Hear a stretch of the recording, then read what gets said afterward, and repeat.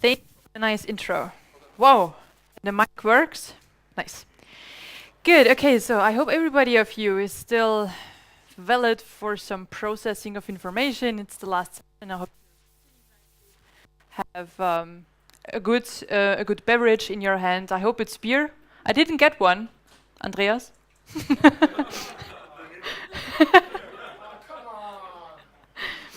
Good. We'll talk about some machine learning because machine learning is one of the big bullshit bingo terms lately, and I thought there shouldn't be any. Oh my God, you did it really! Thank you so much. Cheers. So to drink. So because no conference without machine learning, no conference without AI something, and because I don't like the term AI because on the very basis, it's every time math, and math is no magic, right? I thought we start at noob level, okay? Because my expertise in machine learning is super low, and as there are a lot of services and wrappers and frameworks outside there currently, it's very easy to get started without really being able to describe to your neighbor what a neural network is. So that's a good thing. That's why this is the noob edition. So who of you already played around, dealt, or is earning money with machine learning in your daytime jobs? So 5 or 7 people, that's good, okay. I hope I don't disappoint you guys because we will really start from the very beginning. And I brought a little picture for you because machine learning is really just coming down to math and to a couple of principles. We will not cover a lot under the hood today. I will just show you how you can get started quickly with what's out there. And it's basically all about this circle. So first, you need to kind of have a model, but a model is not just growing out of somewhere. You have to create one, you have to train one. And there your data is your gold. If you have shitty data, your model will be shitty also. And if you have too much or the wrong data, your model will be shitty also. So have the right data, have the right split of data, because you always have to split your whole bunch of information into with what you train your model and with what you test your model. That's important also.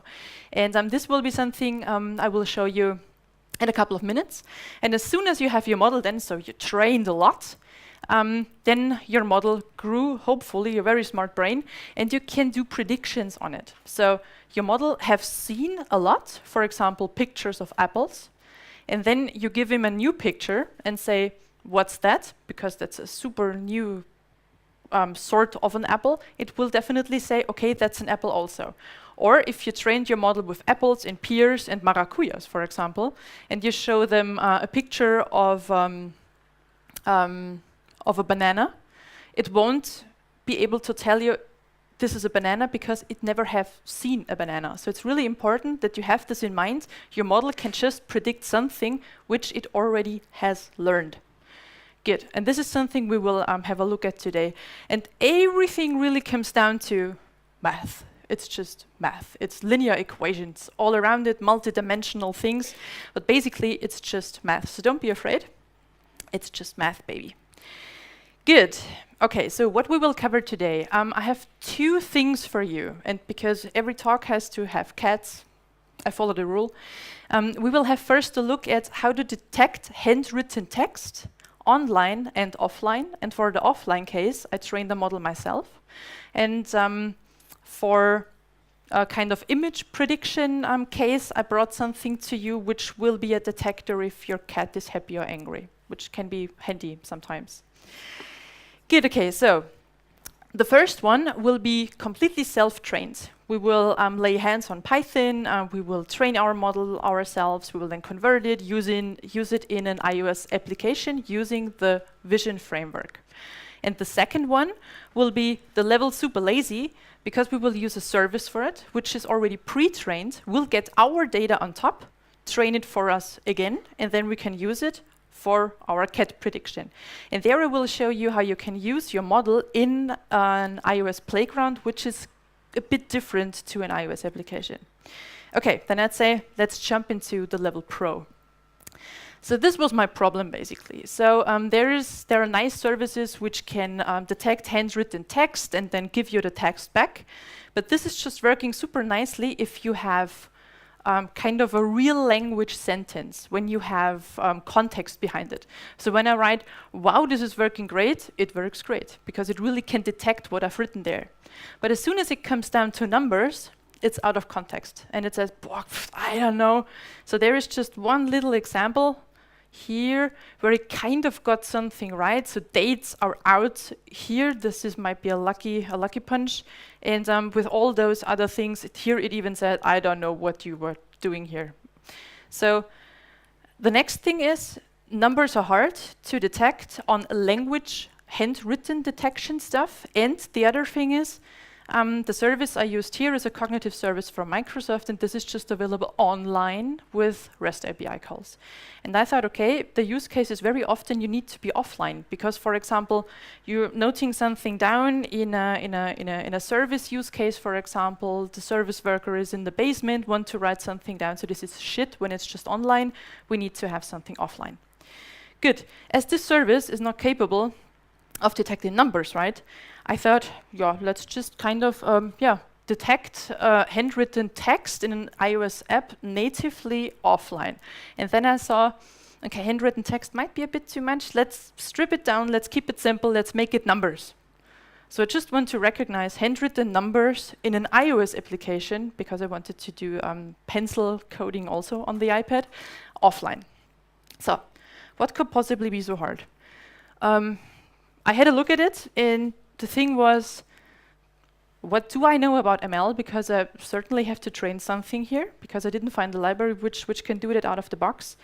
And yeah, that's what I know about ML. Something has to do with data, right? Okay, so I just basically asked colleagues, and they said, you have to do some Python work, you have to have basic knowledge in machine learning, then again Python, because you have to convert data, to use the model afterwards. You have to do some things in between, for sure. And quite in the end, there comes the nice stuff where you just transform it over, use it in your iOS application, whatever, where CoreML is able to use your model. Good. I did a quick check of what's on my plate. Definitely no Python, no machine learning also. So first no Python, second no Python. I for sure know a lot about coding in general. I know the iOS platform, so that's nice. But yeah, where to go from here? So I thought, okay, let's ask a colleague for real, because I have a couple of really, really bright minds in my team who are doing nothing else than machine learning stuff.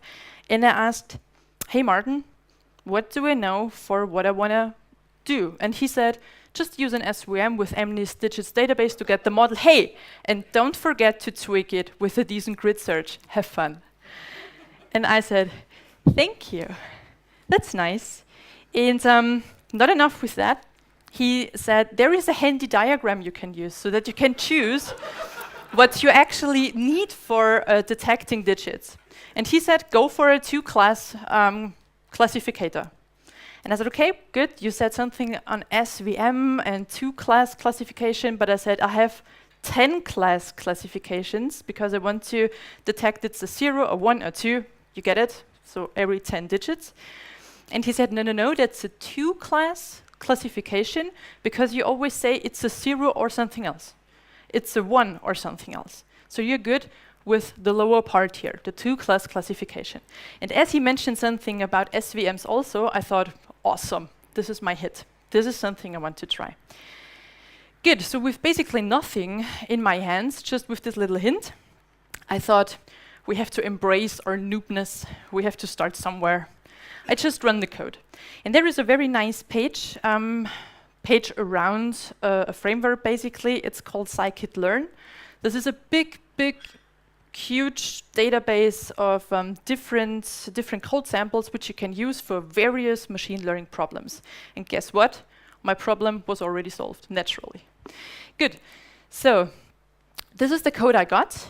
Basically, the MNIST database my colleague mentioned was really a database which has a lot of data sets for you already in place to use. And in my lucky example, there is a really big database with, I guess, 60,000 digits handwritten there for me to train my model. So this is what I get here when I just use the Scikit-Learn datasets and I just load my digits. Those are really handwritten digits which are in this dataset. Good.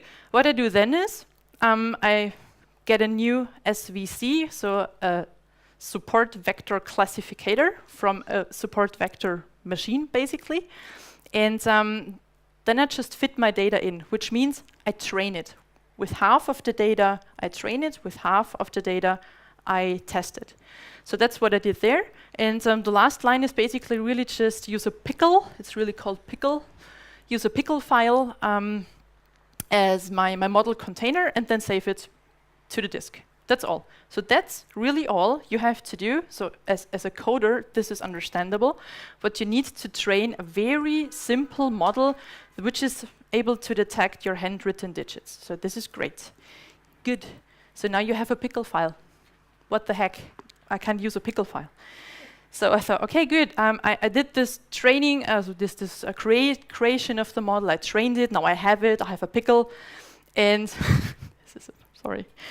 And now I have to convert it that it's really usable with CoreML because I want to use it in my iOS application, right? And iOS and Pickle are no friends. So I Googled a bit further and saw, wow, Apple, you're awesome. There are CoreML tools already in place for Python for doing exactly those things. So for converting a Pickle into a model which can be understood by iOS, basically. And this is nothing magical here also. You're just loading your Pickle file here. Then you say, please just convert this very model, and then I save it as an ML model. So really just those couple of lines. That's it. And then I have an ML model. Yes! Then I can use this in my iOS application. So just for giving you an idea with which toolkit you're going to. So when you're using Scikit-Learn, for example, they are very often creating Pickle models for you because this is something very nicely exchangeable on different systems. And this is what the CoreML tools from Apple are capable of converting to. So you see here, I found my SVM again. That's awesome. And there you see, okay, SVMs, models from Scikit-Learn are convertible to ML models.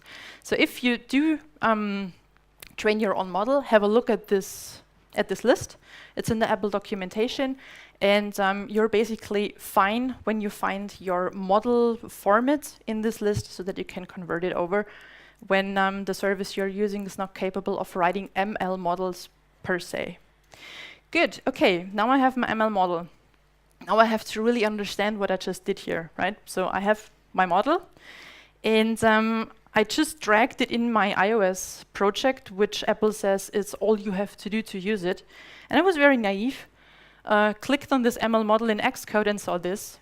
And I thought, okay, just have a look at what needs to go in and what needs to go out, because I want to ask my model, is this what I've just written, a 0, a 1, or 2? And then it says, okay, output is an integer, which is okay, yeah, because it gives me a 1 or 2 or 3, but the input is a multi-array double. And I thought, strange, I just have images, right? Yeah. This is something when you self-train your stuff and you don't use neural networks and just have those support vector models. They are basically just a bunch of points in the room. So the model is basically a 3D room, so you could think of it. And every image it gets in, or every training data it gets in, creates a coordinate. And as soon as you get clusters of those coordinates, it says, oh, this is a class. For example, I have in my 60,000 images of handwritten numbers, 1,000 zeros, then they will create a kind of cluster in the room. And with my new 0 which comes in, it will say, this is super near to this cluster, so this might be a 0 also. So that's how those models are working. Good. The problem was here that I have to do some conversion work, because I have an image when I'm writing something on my iPad, I clip it, I have this image as a UR image, and then I really have to transfer this image to 8x8 matrix with numbers between 0 and 16. Don't ask me why it's 16 and not 0 to 1, but anyways, that's it basically. So we have to get our data in shape, okay? And this was basically the thing where I spent most of the time, because it's basically not so hard. So I have to draw down what I really want to do here. So I have my image, which I clip as soon as I write something. And then I just divide it into 8x8, a table, and pick every pixel basically from it and ask it, what's your color or what's your opaqueness, basically. And this number I then transfer over or normalize to the 0 to 16 and then put it into my array. So easy, right? As soon as you have it done. And with this result, you can go to your model and ask, what's that? And hopefully it tells you it's 2. So that's the thing behind it, basically. Good, we converted our data so that our model can understand it. Next, we have to do predictions, right? Because all the results, let's test what we've just did there. And this is something I want to show you, basically, because those are my results. They are kind of okay. And you see here, the zeros are here zeros. Here, it's a wrong one. It tells you a 6. Then those are 4s, and this is a 9. What the heck? But it goes into the right direction. So the issue is the handwritten numbers were from US people, and they are writing the numbers differently than we do, or I do. And that's, so I would have to write my numbers exactly like US persons do, then I would have a higher prediction rate, so a true, a positive prediction rate. But this, as I said, goes definitely into the right direction. Good, okay. Then I'm gonna show this to you. I just forgot to get my pencil. Good. So this is still on, wonderful. Okay, so I have here no data connection. Oh, please. Because otherwise it says it's connected. Ah, maybe it's just because it's presented. Let's try it. Okay, when I hear say, wow. Okay. Yeah, that's true. It's great. Then it tells you, hopefully, wow, it's great. Okay, this works good. As soon as I write my name here, it maybe don't recognize my name. Okay, because my name is not a context in a language. So that's how that's why the REST API, also the service behind those calls, has a different difficult time here. But as soon as I write numbers, for example, it's definitely a 1 and a 2. And I said, my God, what's that? A 9. So it really raises its hands and say, okay, whatever you do here, I can't follow. Good. So when I switch over then to using my offline model I trained, I can do, hopefully, a 1, which says a 1. No, it's a 9. Okay.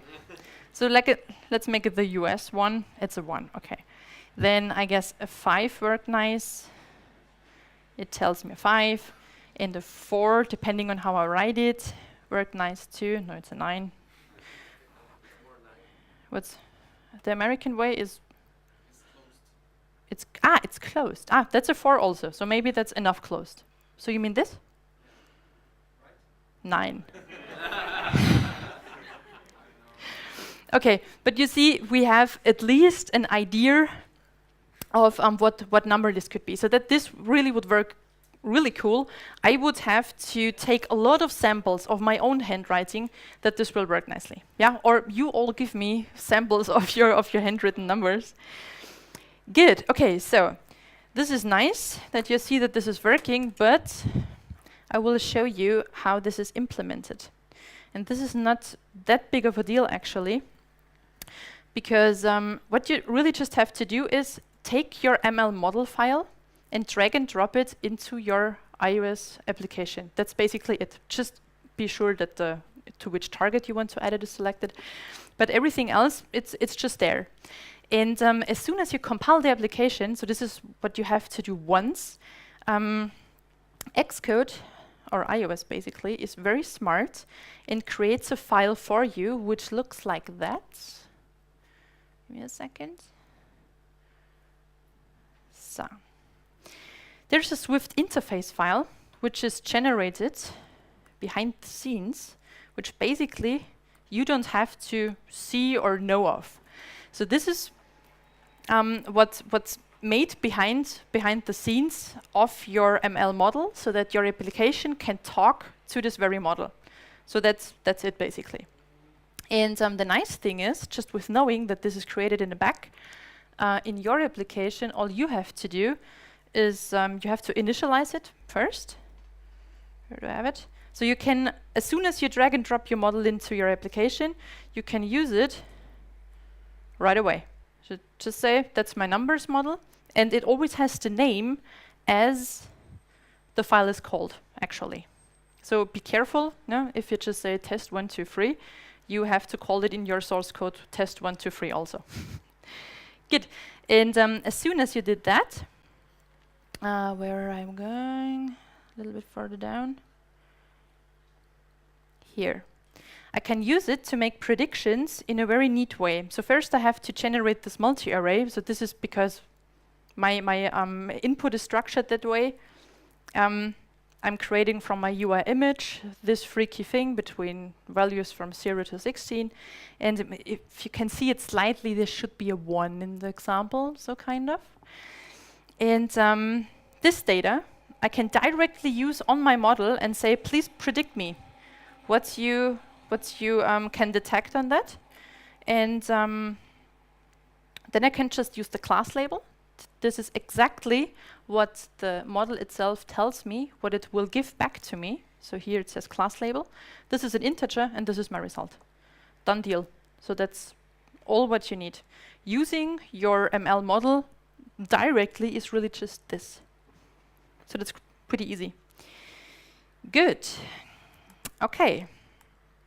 That's what it needs to train your own model and use it in your iOS application. Good.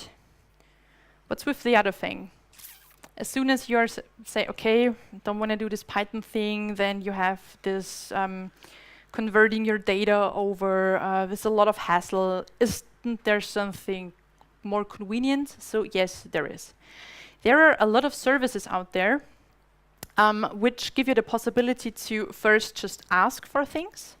But the nice thing here is there are even services where you can train your data on top of it. And that's what we're going to have a look at now. This is the custom vision service. It's in the Microsoft Cognitive Services toolbox also.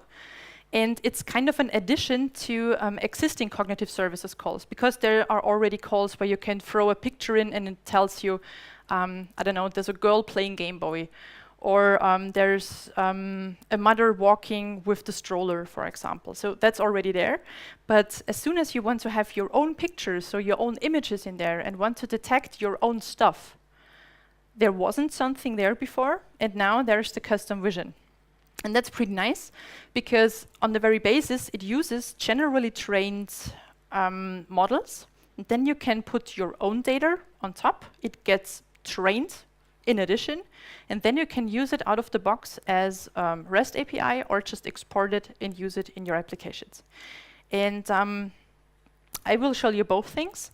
And that's basically the workflow. So you have the custom vision service on the top. I throw my image set A and image set B in there. And out comes either a REST API interface, which will be there for you, or you export it and then can put it into your applications, or Playground in our case now, to use it offline also, because there are definitely cases where you don't want to wait for calls, or you just don't have net connection. And the nice thing is also, you have the possibility to train your model afterwards when you use the REST APIs, and then say in the backend in the service, I want to use this version of the model now or this version of the model now. So this is a nice way where you can take user created content and train your model in the backend and then use it afterwards for your service. Good. And I thought, what would be a cool use case? Cats, obviously, cats. And I searched the whole internet, all corners. I've seen all the cats, and I tried to find the happy ones and the grumpy and evil ones. And those are the two labels I will use. I will happy smiling, that's one, and grumpy evil as the other one. So those are my two data sets. Yeah? So you see here, image set A has blue sky, here we have gray sky. And those are the two sets. And afterwards, hopefully we get a nicely trained model which can get us a hint when it gets a new picture of a cat, if it's happy or if it's grumpy. Good. The result will then look like something like this. It's obviously smiling, right?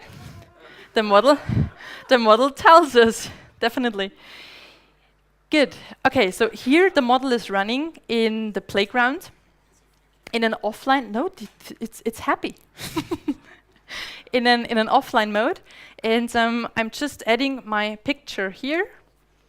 The rest is running through, and yeah, it gives me the prediction back. But I really want to show you how nicely this works so that we train our own model now. Good. So then we have to log into the custom vision service. I have the cats prepared for you. Swift cats, resource group, trial. Okay, so you see here, make this a little bit bigger. You can choose from classification and object detection. Object detection would be you get marked in an image where something is. For example, I could ask for this very image, where is the cat? And then I would get a frame around the cat. But what we want just the classification, happy cat, grumpy cat. So we take the classification. Then we say we want a single tag per image because it's just happy or grumpy. And then you have different domains here. For example, if you want to detect food, then you can take the pre-trained model for food, or for landmarks, or retail objects. Adult, I didn't try that. I don't know. We will use the general. And the compact needs to be used as soon as you want to export your model afterwards. But no worries, this can be changed all the time. So, but as we know it, we take the general compact and create the new project. Good. Then we have this nice little interface. Good. Okay. And now we want to add images. I have my cats here. Cats. So, 2 folders. We start with the evil ones. In this new folder, I have the images with which we will try out the model afterwards. And those images here will be our training data. So, let's take them. Evil. So we tag them evil or grumpy. And then we upload them. They're very small. Okay, there's a duplicate in there, so this is filtered out. Nice. And then we'll add other images, the happy ones. So, here we go. Good. Happy. There are some corner cases, I admit, but but mostly they seem more on the positive side of life. Good. Okay. So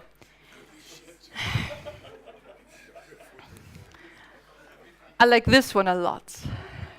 Looks awesome. Good. Okay, now we have just our data labeled. This is what you call it in machine learning. You have to label your data because otherwise you can't do a classification. And this is called supervised learning because you are the supervisor of your data. You are telling the machine learning algorithm, and under the hood now we will use a neural network, what is. So we say happy and grumpy. Good, and now we just have to train it. So, done, because it's just such a mini number on top of an already existing model, we already get kind of half precision. This is this is awful in terms of machine learning because you should have at least 80 for getting started and should be over 90 to really say, okay, This is meaningful what the model gives us, but for just 24 or 26 pictures, this is a nice, yeah, it gives you a nice idea of how this can work. Good, okay. As this model was now created for us, we can already use it. Because we have a prediction URL here, we could use it, just copy the URL, have the prediction key and the content type set, and add our image, which we want to detect, just as a raw octet stream on there, done deal. We will get back a happy or grumpy. Good, but we can do a quick test also. Do you want to have evil or grumpy test? Evil or grumpy, evil or happy, the evil ones. Good, so no smiling cats for you for testing. Let's see. No. Okay, this is good. This looks vicious. Okay. Good.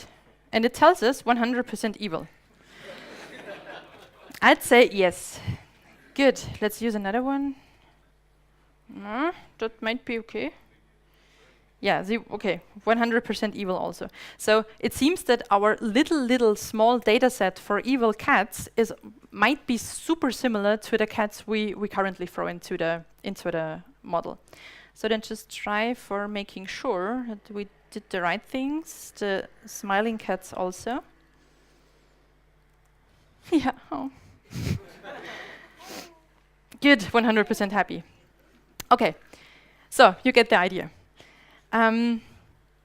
So, as I said, this service is already there. You can use it as REST APIs, but what we want to do, we want to use it in a playground. So there's what the export button is here for. And you see there's a couple of things you can export it to already. So, but we want to have CoreML. We export it. Don't ask me why I have a separate button then for downloading. That's Microsoft UI. We're not good at this stuff. Good, okay. And as soon as we have it here, it has a little bit strange name. So we call it cats. Good, as soon as we have this model here, it's a binary file, you can't look into it. I already tried, sadly, but this is the serialized version of a neural network, so I won't understand something. So, if we would have an iOS application, this would be a nice deal. As you saw before, just drag and drop, use it. But your playground is not capable of compiling and generating the Swift file I showed you on its own. So that's why you have to do this on your own. So let's have it here. This is just so you can, CoreML compile everything. So that's basically there for you. It's an Xcode tool. We call it cats, and then we just compile it once. This is done quite fast. What's the result of it? It's just a folder with stuff and more stuff, and you get a binary afterwards. So that's what a playground can work with, and that's what an iOS application will work with as soon as it's compiled also. But it will do it in the process of compiling your application. But you have to do this on your own for playgrounds. Okay. Good. And I prepared something for you because I don't have to drag and drop stuff there. So what you see here, I have a playground page where I have a resource ordner folder with lost in translation, with exactly this data which is produced after compiling this model. So just drag and drop it to your resources folder in the playground, and you should be good. When you want to use this model on various pages in your playground, just drop it in the global resources folder and you're good also. Okay, leaves us with this funky Swift file which is created for iOS applications for us instantly too. This is something I have to disappoint you. You have to, that's super weird because it's a workaround. You have to create a new iOS project, then throw the ML model in there, compile it once, get the Swift file out of it, and then drop it into your playground. Yeah, so that's the super manual step here. But as soon as you have this file, just drop it into the sources folder of your playground page, and you're good to go. Okay, As we now have a neural network that's basically of no interest, basically, but our model is now capable of taking an image from us and giving us back the label if it's smiling or if it's evil. And that's the good thing, because we don't have to convert our data in a freaky multi-array something. So that's good. And that's where do we have it? Here. That's where the vision framework comes in place. And things are getting super, super easy with this one, because what we are doing here, we are creating a new VN core model. So from the vision framework, we are creating a new CoreML model, and then just adding our model in there. And here again, the name your folder now has, or your model previously had, is the name with which you use it. I did it wrong here. I just said cat mood prediction, whatever. And now it's not camel cased. It looks like that. But as soon as you have your model, you just create a new CoreML request, giving it the model, and then just handing it over a completion handler, which is called as soon as you do predictions on it. And then you just do this here. If you want to do the classification, so the prediction itself, we hand over the image, just create a pixel buffer out of it with the maximum pixels of 227 square. I don't know why, so that's the restriction here. And hand it over and say, hey, please classifier, perform this request for us. Good. And what we get back is an array of predictions then. We get observations. We get the first one. And then just say, hey, give me please your confidence you have on this result. And here I say, when the confidence is below 50%, I say, okay, that's no result. I have no interest in it.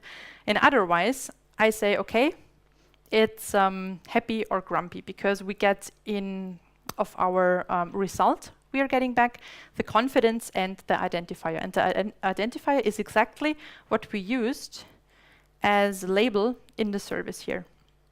So that's our two labels. So evil or happy. Okay? And this is what we want to try out now when we run this playground. And I hope playground runs now. So let's see. Live view. So, dear playground. We have to use an, I don't know which picture this was, so let's take the grumpy one here. Sounds valid. Drag it over here and then let it run.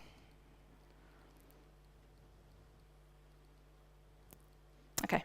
And we have the immediate result that it's in an evil and grumpy mood, and it is 99% sure. So that's working completely instantly, because the model is offline. We can ask it and we get the result immediately back. And just to make the point, we are using a smiling cat also here and tested. Yeah, this one is again happy smiling. Good. Okay, so that's how you can use your ML models in playgrounds also, which can be a nice thing, but you have to do those two manual steps, which is first converting your ML model into the compiled version. So converting, you have to compile it. Okay. Whatever. Good. You have to compile it first, and you have to do this one step where you throw your model once in an iOS project, compile it, get the Swift file out, and then use this one, because otherwise your program code won't be able to interact with the model itself.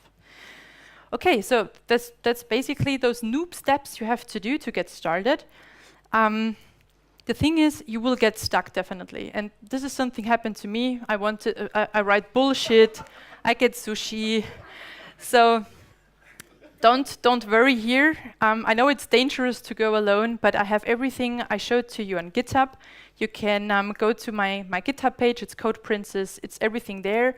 You even have the whole code for the doodling and for the making the calls, using the offline model, and for the playground I showed you with the cats also.